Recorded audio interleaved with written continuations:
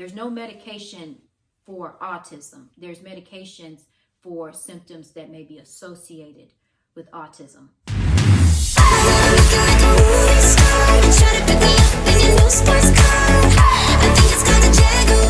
Hey everyone, welcome back to my channel for a new video. So today I have a new autism talk for you guys, and I want to share with you guys some of the treatments for autism spectrum disorder. Now, I want to preface the video by saying that treatment and cure is two totally different things when we're talking about autism.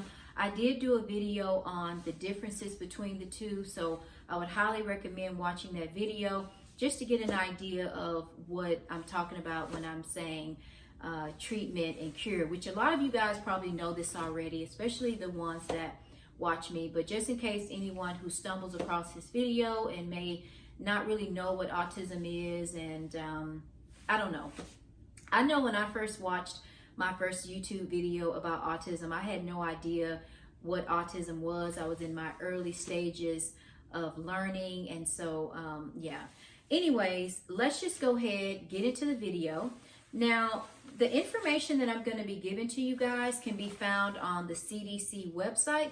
I am going to leave the link in the description box if anyone wants to head over to the CDC website, check them out. They are a very reliable source. If you have questions about autism, if you want to know how much the United States spend per child for ASD, you can find that. You can find the latest research and what's going on with autism. So anyways, very good website, and I'm actually taking a class right now. We've been diving into the site and learning so much. So anyways, let's just go ahead and get into it. So the first type of treatment is behavior and communication approaches. And so most of the time, children with ASD, they do have a little bit of behavior challenges. And so a lot of parents do gravitate to ABA just because it's evidence-based, it's research-based, and it's using the basic principles of behaviorism and applying it. So ABA actually encourages a lot of things. It encourages positive behaviors while also trying to decrease the negative behaviors. Now, as far as communication approaches, you can do speech therapy, you can do occupational therapy for other issues, you can do sensory integration therapy, and also PECS, which is the Picture Exchange Communication System. Now, when Caden was about 3, his school was so nice enough to make him this book, and then later on I ended up making him another one. But this is kind of what PECS look like. As you can see, it's very simple. It's just a notebook that has Velcro strips, and then the main one is I want. And so here's a bunch of pictures that Caden would use to communicate his wants and needs. And it did cut back on a lot of the frustration just because there was things that he wanted to say that he didn't have the words to say it with. And so this was a really good tool to help us help him. So say he want pizza. So he would point to pizza and then he would put it right here. And then also we would use this as like a first then board as well.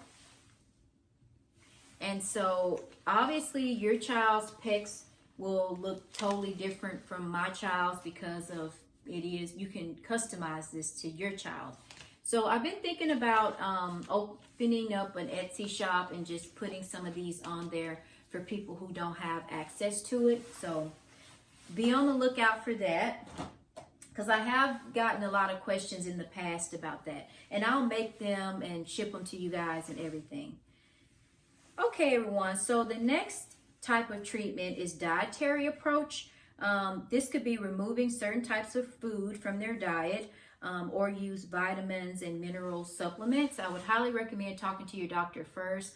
If you guys have been watching us for a while, then you guys know that we did try the gluten-free, casein-free diet on Caden, and it worked pretty well in terms of his behavior. It worked okay, but we didn't really see a huge difference in it.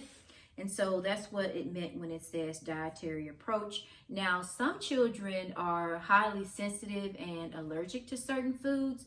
So if I was people, I would make a food diary just to track and see what they're eating. And then in that case, you can see if your child is not tolerating certain foods, and then you would know exactly what it is.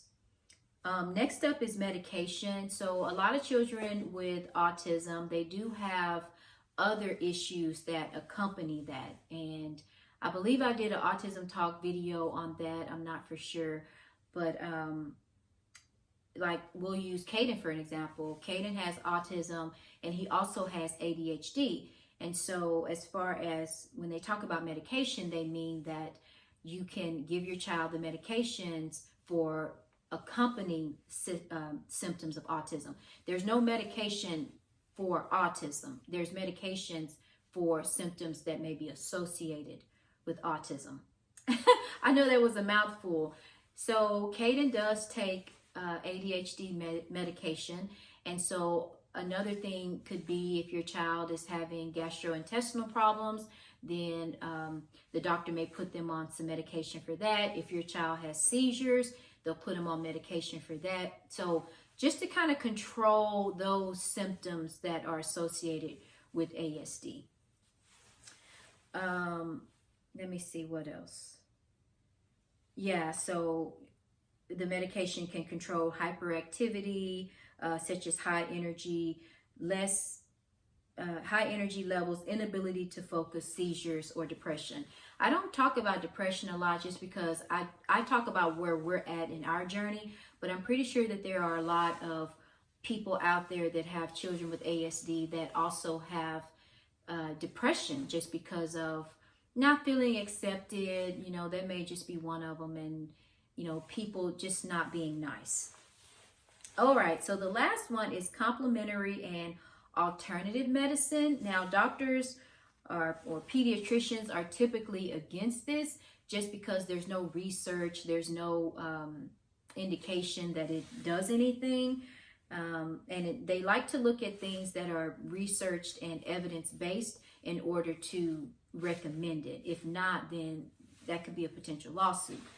But it could be, people do different types of things out there, such as there's something called chelation, where it removes lead from the body, biologicals, or body-based symptoms, deep pressure. So not really sure what a lot of that was. I just read through it, but you know, you would really be surprised what people will do to help their child. Now, you have a lot of companies and people out there that promises people things, and you have to really be smart and decide, okay, are they in it just to make the money, or are they in it because they really want to help? So don't fall a victim to, you know, things like that.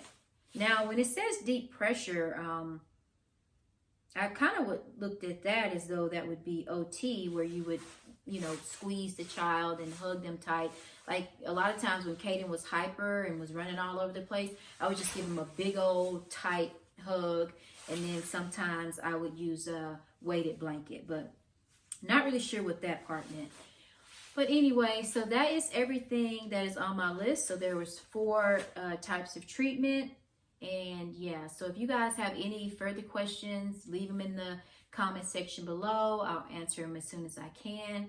Thank you guys for watching this video, and I'll see you guys in my next one. Cheers! Hold on to me.